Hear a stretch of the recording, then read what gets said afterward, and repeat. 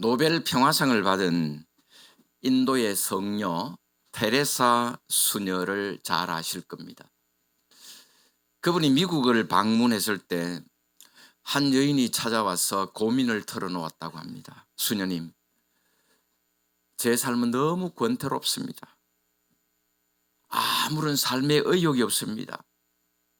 이렇게 의미 없이 살 바에야 차라리 죽는 게 나을 것 같습니다.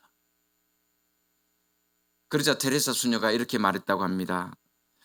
제가 살고 있는 인도에 꼭 한번 와 보십시오.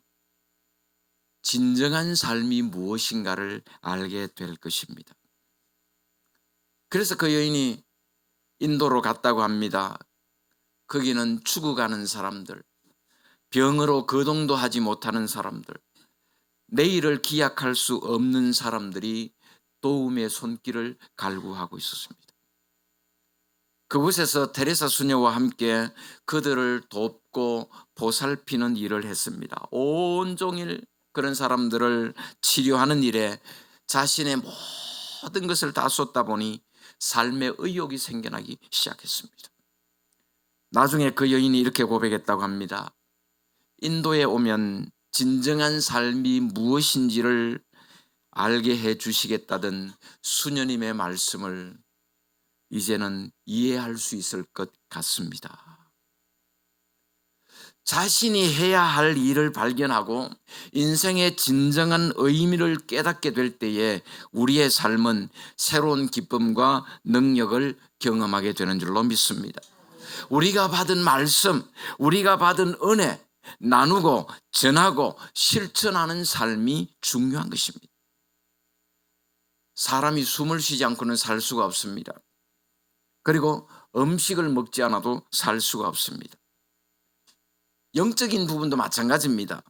기도는 영혼의 호흡이라고 하고 또 하나님의 말씀은 영혼의 양식이라고 하지 않습니까? 그렇다면 기도와 말씀이 없이는 우리의 영혼이 살 수가 없다는 말이에요. 여러분, 만약에 음식을 먹지 않고 산다면 그건 기적 아니겠습니까? 숨을 쉬지 않고 살 수 있다면 아마 기적도 그런 기적은 없을 겁니다. 그런데 오늘 우리의 삶을 보면 우리는 날마다 기적을 경험하며 살고 있습니다.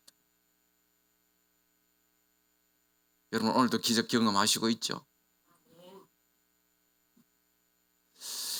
그런데 여기서는 아멘 할 자리가 저도 모르겠습니다. 그런데 우리의 삶에 얼마나 기적들이 많이 일어나요. 기도 안 하고도 잘 살고요. 전혀 말씀을 먹지 않는데도 잘 삽니다. 날마다 기적을 경험하고 있습니다. 말씀과 기도는 우리 신앙생활에 두 개의 수레바퀴와 같습니다. 두 수레바퀴가 똑같이 굴러가야 앞으로 갈 수 있지, 이 두 바퀴가 균형을 잡지 못하면 수레는 바로 갈 수가 없습니다. 마찬가지로 우리 신앙생활에 있어서도 말씀과 기도의 균형을 잘 맞춰야 되는 것입니다. 날마다 하나님의 말씀을 묵상하고 기도하는 가운데 영적으로 더 성숙하고 더 성장해가는 우리 모두가 될 수 있기를 주님의 이름으로 축복합니다. 우리는 신앙생활을 하면서 늘 하나님의 말씀을 접하며 삽니다. 말씀의 홍수 시대에 산다, 우리 그렇게 말하잖아요. 성경을 읽기도 하고 또 때로는 쓰기도 합니다. 예배 시간에 설교를 듣기도 하고 성경 공부 시간을 통해서 하나님의 말씀을 배우기도 합니다.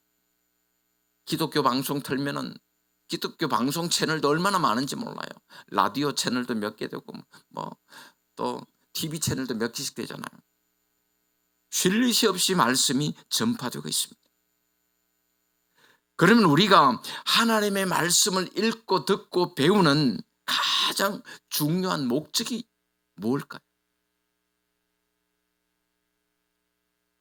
그것은 우리의 삶 속에서 실천하기 위해서입니다. 다시 말하면 말씀대로 살기 위해서 우리가 말씀을 읽고 듣고 배우고 하는 거예요.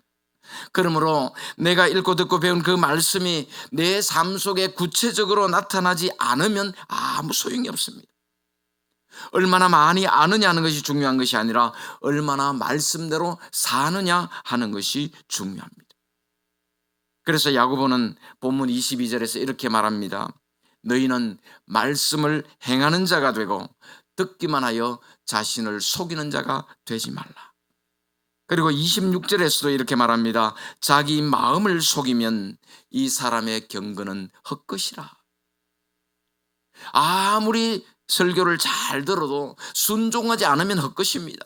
아무리 성경을 많이 읽고 듣고 배웠다고 해도 그 말씀을 실천하지 않으면 아무 소용이 없습니다. 아무리 기도를 많이 해도 행함이 없는 사람들의 경건의 모습은 다 거짓이라고 말씀하고 있습니다. 근데 여러분, 오늘 신앙생활하는 우리 성도들 가운데 얼마나 많은 사람들이 속고 있는지 몰라요. 자기는 스스로 잘 믿는다고 생각합니다. 새벽마다 기도하고 날마다 성경 읽고 성경도 많이 알고 교회에서 직분까지 받았으니 자기는 신앙생활 잘하는 줄로 착각하고 있습니다. 믿음이 좋다고 생각합니다. 자기 자신에게 속고 있는 것입니다. 간혹 신앙생활 하다 보면 이런 말들을 듣게 됩니다. 도대체 기도하는 사람이 왜 저럴까? 말씀을 아는 사람이 왜 저럴까? 직분 받은 사람이 왜 저럴까? 이해가 되지 않는 사람들이 있습니다. 차라리 자기는 부족하다 생각하고 겸손하게 순종하면 얼마나 좋습니까? 그런데 그런 사람들은 절대로 순종할 줄도 모릅니다. 왜 그럴까요? 자기 생각대로 예수를 믿으니까 그런가요? 자기 방식대로 신앙생활을 하니까 누구의 지도를 받을 필요가 없는 것입니다. 내가 제일 잘 알고 내가 제일 잘 믿고 있는데 누가 나를 지도하고 누가 나를 가르쳐 줄까요? 그래서 교회 안에서도 보면요, 제일 골치 아픈 사람들이 자기가 잘 안다고 생각하고 자기가 잘 믿는다고 생각하고 그 누구의 지도도 가르침도 받지 않으려는 사람들이에요. 심지어 어떤 경우에는 자기는 구원받지 못했음에도 불구하고 구원받은 줄로 착각하고 있습니다. 그저 교회에 다닌다는 이유로 구원받은 줄로 생각합니다. 전혀 그리스도인이 아닌데도 그리스도인인 줄로 생각합니다. 착각이라는 말입니다. 여러분 한번 생각해 보십시오. 나는 그리스도인인 줄 알았는데, 나는 구원받은 하나님의 백성인 줄 알았는데, 나는 예수 잘 믿는다고 생각했는데 막상 예수님 앞에 섰을 때에 나는 너를 모른다 말씀하시면 얼마나 황당하겠습니까? 비극적인 일이에요. 실제로 그런 일이 성경에 있습니다. 마태복음 7장 22절 이하에 보니까 예수님이 이렇게 말씀하셨습니다. 그날에 많은 사람이 나더러 이르되 주여 주여 우리가 주의 이름으로 선지자 노릇하며 주의 이름으로 귀신을 쫓아내며 주의 이름으로 많은 권능을 행하지 아니하였나이까 하리니 그때에 내가 그들에게 밝히 말하되 내가 너희를 도무지 알지 못하니 불법을 행하는 자들아 내게서 떠나가라 하리라. 누구의 이름으로 했다고 했습니까? 주의 이름으로, 주님의 이름으로 했습니다. 주님의 이름으로 선지자 노릇했고 주님의 이름으로 귀신도 쫓아냈고 주님의 이름으로 많은 권능도 행하였다 그럽니다. 그런데 그들을 향해서 예수님은 뭐라고 말씀하십니까? 불법을 행하는 자들아.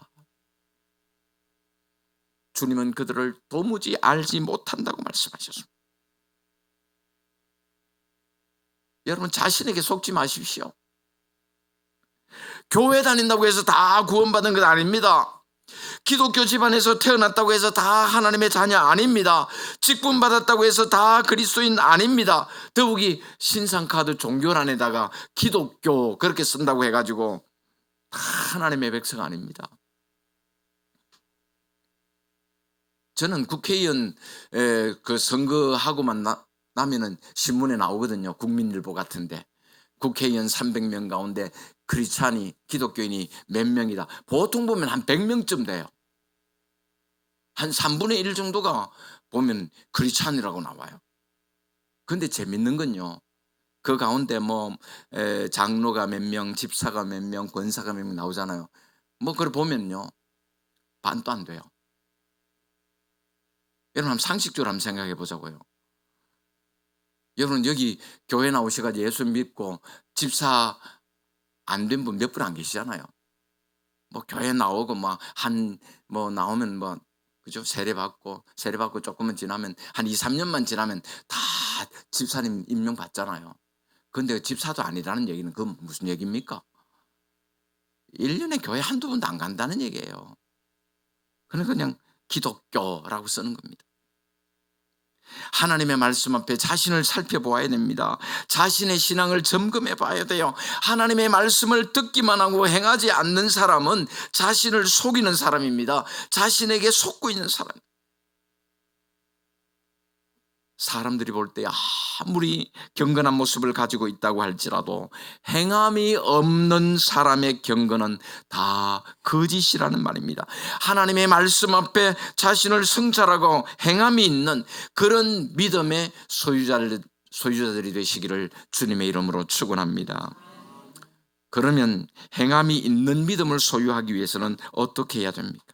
다시 말해서 하나님의 말씀에 순종하는 자가 되려면 어떻게 해야 되느냐? 첫째로 말씀에 순종하기 위해서는 말씀을 잘 들어야 됩니다. 19절에 사람마다 듣기는 속히 하고 그랬습니다. 잘 듣기 위해서는 듣는 훈련이 필요해요. 대화할 때 보면은 남의 말은 전혀 듣지 않고 자기 말만 열심히 하는 사람 있잖아요. 얼마나 말을 잘하는지 몰라요. 남이 한마디 하면 막 5마디, 10마디. 올바른 대화의 태도가 아닙니다. 하나님께서 우리에게 입은 하나 주셨는데 귀는 2 주셨잖아요. 2마디의 말을 듣고 1마디 하라. 그런 뜻으로 이해할 수도 있습니다. 다른 사람의 얘기를 잘 들어야 됩니다. 그런 사람이 하나님의 말씀도 잘 듣습니다. 듣기는 속히 하라는 말씀은 말씀을 들을 때 열심히 들으라는 말입니다. 주의를 기울여서 들으라는 말입니다. 신경을 써서 들으라는 말이에요. 정신을 바짝 차리고 하나님이 내게 주시는 말씀으로 들으라는 말이에요. 여러분 설교 말씀 들을 때 집중해서 들으세요. 엉뚱한 생각하면서 대충 들으면 안 됩니다. 설교 때마다 졸고 앉아 있으면서 그럼 존다고 뭐라 그러면 설교가 오죽 시원찮았으면 교인을 졸게 만드냐 그런 소리 하지 말라는 말이에요. 여러분 말씀을 들을 때 정신을 차리고 신경을 써서 들어야 되는 것입니다. 그리고 21절 하반절에 보니까 마음에 심어진 말씀을 온유함으로 받으라. 그래서 우리가 하나님의 말씀을 온유함으로 받을 때에 그 말씀이 우리의 마음속에 깊이 심어지게 되는 줄로 믿습니다. 흔히 마음 문이 닫혀 있다 그렇게 말하잖아요.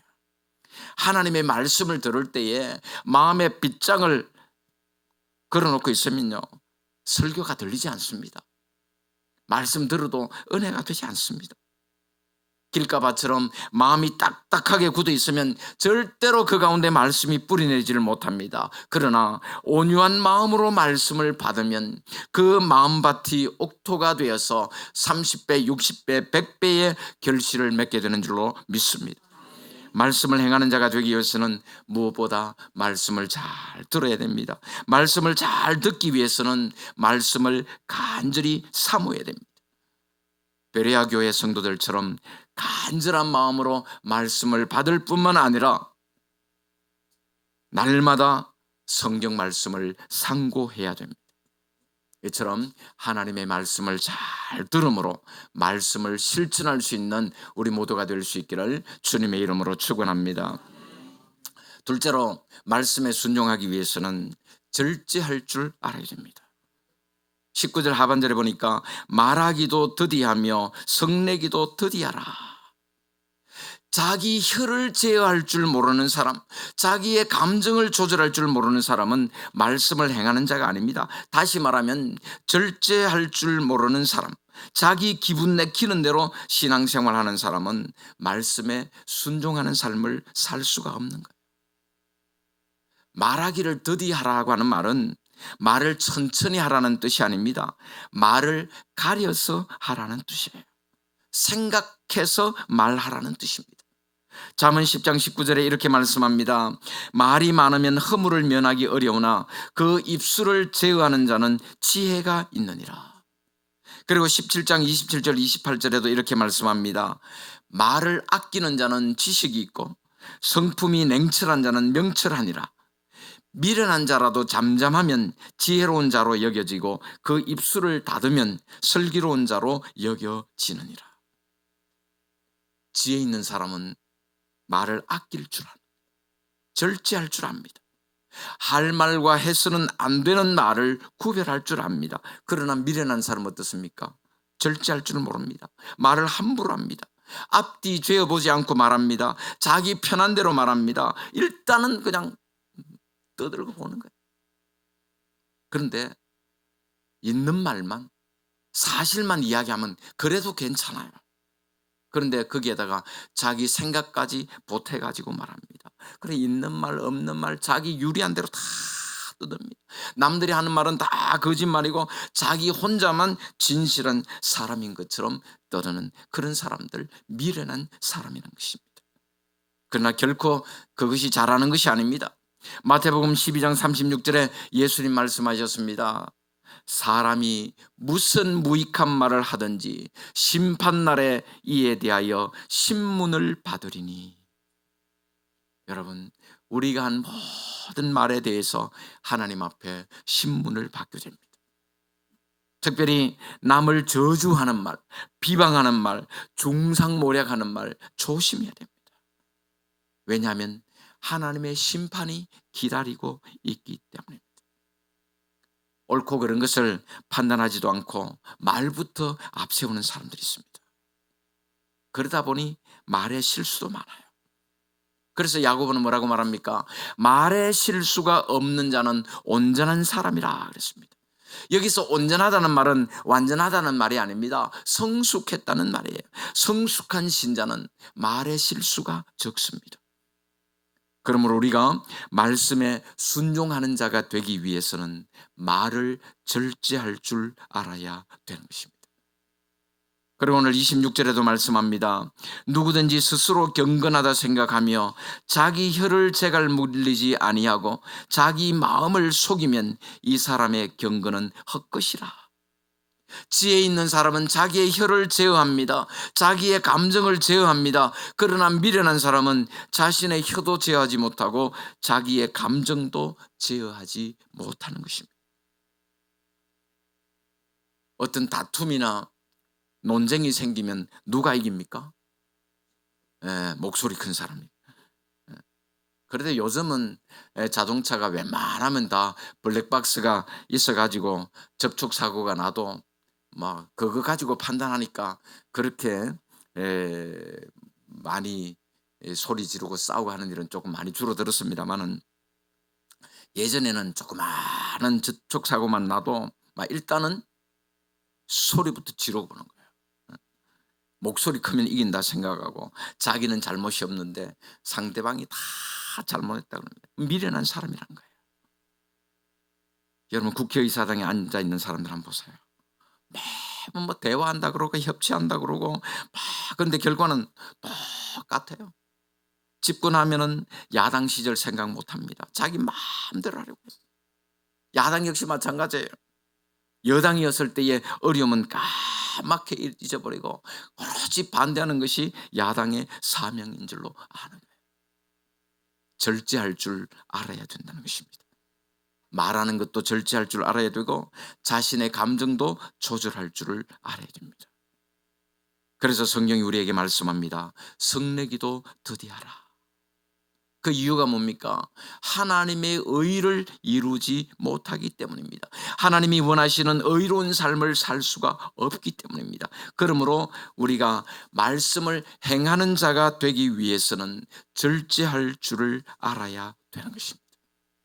말하는 것도 절제하고 자신의 감정도 절제함으로써 말씀 앞에 순종하며 살아가는 우리 모두가 될 수 있기를 주님의 이름으로 축원합니다. 셋째로, 말씀에 순종하는 자가 되기 위해서는 나누는 삶을 살아야 됩니다. 27절에 이렇게 말씀합니다. 우리 같이 한번 보겠습니다. 하나님 아버지 앞에서 정결하고 더러움이 없는 경건은 곧 과와 과부를 그 환난 중에 돌보고 또 자기를 지켜 새 속에 물들지 아니하는 그것이니라. 우리는 경건하다 하는 말을 너무 소극적인 의미로만 생각합니다. 뭘 안 하는 것을 경건하다고 생각해요. 나는 뭐 술이나 담배를 나는 전혀 하지 않으니까 나는 경건하다. 나는 주일에는 돈을 쓰지 않는다. 그런 것을 경건이라고 생각합니다. 그래서 누가 주일날 짜장면 한 그릇 사 먹는 것만 봐도 저게 이단인가 비슷하게 보고 요즘 많이 나아졌지만요. 불과 뭐 한 10년 20년 전만 해도 그랬어요. 특히 우리 고신 그렇잖아요. 요즘은 뭐 저도 주일날 뭐 사 먹을 때 있습니다. 근데 한 10년 전 20년 전만 해도요.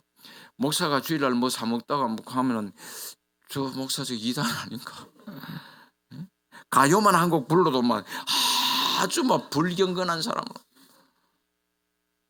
예전에 제가 어느 교회 있을 때 교회에서 관광을 갔거든요. 관광버스를 한 대 가는데 조용히 안 가잖아요. 보면은 전부 다 막 마이크 잡고 뭐냐 노래 한 개 한데 항상 시작은 찬송으로 시작해요. 근데 한 두세 사람 지나가면 그때부터는 막 닐리리아 다 나오잖아요. 그때 우리 연세 많으신 장로님 그때 아마 그분이 은퇴했는지 은퇴 안 했는지 내 기억이 안 나는데 하여튼 그 무렵이었어요. 은퇴하신 분이 한 70좀 됐는데 제일 앞자리에 앉아 계셨거든요. 제가 제일 앞자리에 있고 그 옆에 앉아 계신 몇 곡 가요가 탁 나오더니 발뜨기 다는데 자세하라 나 내릴 기다. 아이고야. 그래 그분은 하고 있어요. 경건. 그래 그때부터 진짜 경건하게 우리 관광했잖아요. 아무도 끽소리 못 하고. 여러분 사실 그게 중요한 게 아니잖아요. 주일날 짜장면 한 그릇 사 먹으면 어떻고 가요 한 곡 부르면 어떻습니까? 무엇을 하지 않느냐 그것이 중요한 것이 아니라 그럼 뭐 하는데? 뭐 하는 데가 중요한 거예요. 새 속에 물들지 않는 것만 중요한 것이 아니라 보다 거룩한 일을 하는 것이 중요합니다. 고아와 과부 같은 어려운 이웃들을 돌아보는 것이 하나님 앞에서 정결하고 더러움이 없는 경건이다 성경은 말씀하고 있습니다. 우리 예수님께서 특별히 불쌍하게 여기신 사람들이 고아와 과부예요. 요즘은 그렇지 않습니다만 그 당시에는 고아와 과부들이 가장 비참한 생활을 했습니다. 그런 사람들에게 애정을 가지고 돌보아주는 사람이 하나님의 말씀을 실천하는 사람. 여러분 진정한 복은 내가 얼마나 많이 가졌느냐 하는 것이 아닙니다. 주님께서 내게 주신 복을 얼마나 나눌 수 있느냐 하는 데 달리는 거예요. 돈을 많이 가진 사람이 부자가 아닙니다. 많이 나눌 수 있는 사람이 진정한 부자예요. 잘 아는 대로 초대교회는 내 것을 내 것이라 하지 않았습니다. 자신이 가진 모든 것을 하나님께서 맡겨주신 것으로 믿었습니다. 철저하게 청지기적인 삶을 살았습니다. 하나님께서 주신 복을 나누는 삶이 있었습니다. 그 가운데 하나님의 은혜가 있었고 하나님의 임재가 있었습니다. 여러분 오늘 우리 주변에도 어려운 이웃들 많이 있습니다. 여전히 끼니를 걱정하는 사람들이 있습니다. 직장을 잃고 생계의 어려움을 겪고 있는 가정들이 있습니다. 질병으로 고통당하면서 치료도 제때 받지 못하는 그런 환자들도 있어요. 백혈병으로 심장병으로 죽어가는 아이들 많이 있습니다. 더 나아가 북한이나 아프리카의 몇몇 나라들은 수없이 많은 사람들이 참 기근으로 굶어 죽어가는 사람들도 있습니다. 지금 이 지구상에 전쟁으로 지진으로 기근으로 고통받는 영혼들이 얼마나 많은지 모릅니다. 그들에게 하나님이 주신 복을 나누어야 된다는 것입니다. 물질적인 것만이 아닙니다. 영적으로도 그리스도의 사랑을 나누는 사람이 말씀을 실천하는 사람. 하나님을 모르고 죽어가는 사람들 얼마나 많습니까? 그 영혼들에게 하나님의 말씀을 전하고 하나님의 복음을 전해서 예수 믿고 하나님의 백성 되도록 하는 일이 말씀을 실천하는 것입니다. 내가 받은 말씀, 내가 받은 은혜, 내가 받은 축복 나누고 전함으로써 말씀을 실천하며 살아가는 우리 모두가 될 수 있기를 주님의 이름으로 축원합니다. 사랑하는 성도 여러분, 우리는 오늘 말씀의 홍수 시대에 살고 있다 그럽니다. 그러나 경건의 모양은 있으나 경건의 능력은 없다는 말씀처럼 행함이 없는 시대에 살고 있습니다. 말씀을 아는 사람은 많은데 말씀 앞에 순종하는 사람은 찾아보기 힘든 그런 시대에 살고 있습니다. 오늘 보면 23절 24절에 이렇게 말씀합니다. 누구든지 말씀을 듣고 행하지 아니하면 그는 거울로 자신의 생긴 얼굴을 보는 사람과 같아서 제 자신을 보고 가서 그 모양이 어떠했는지를 곧 잊어버리거니와. 말씀을 듣고 순종하는 사람이 있는 반면에 말씀을 듣고도 행하지 않는 사람이 있습니다. 그런 사람은 거울을 보고서도 자기의 모습을 금방 잊어버리는 사람이라고 말씀합니다. 여러분 거울 보시잖아요. 오늘 거울 다 보셨죠? 왜 보셔요? 예? 내 모양이 어떤가를 보는 거예요. 옷 매무새는 바른가? 얼굴에 뭐 묻어 있진 않는가? 눈썹이 짝짝이로 그려지진 않았는가? 예? 그렇죠? 머리가 헝클어지진 않는가? 그거 확인하는 거잖아요. 확인했으면 어떻게 해야 돼요? 머리가 헝클어졌어요. 어떻게 해야 돼요? 빗어야죠. 예? 눈썹이 짝짝이로 그려졌으면 새로 그리든지 뭘 해야죠. 그런데 실컷 봐놓고는 이렇구나 저렇구나 그거 보고 그냥 고치지 않는다면 그 아무 소용이 없다는 거예요. 설교 시간마다 졸고 있는 분들 간혹 있습니다. 그런데 재밌는 사실은 그래도 자기는 설교 다 듣는데요. 여러분 졸아보셨죠? 저도 졸아봐서 잘 압니다. 듣기는 다 들어요. 들리기는 다 들려요. 그런데요, 소리는 들리는데 말씀은 안 들립니다. 졸면서 들은 말씀요, 딱 정신 차리면 분명히 뭐라고 다 들렸는데 정신 차리면 생각 안 납니다. 그러니 어떻게 말씀에 순종할 수가 있겠습니까? 교인들이 설교를 듣고 예배 마치고 갈 때 간혹 목사님 은혜 받았습니다 하는 말을 해요. 참 설교자로서는 참 힘이 되고 격려가 되는 말씀입니다. 고맙습니다. 우리 교인 여기 계신 분들은 별로 하는 말 잘 없던데요.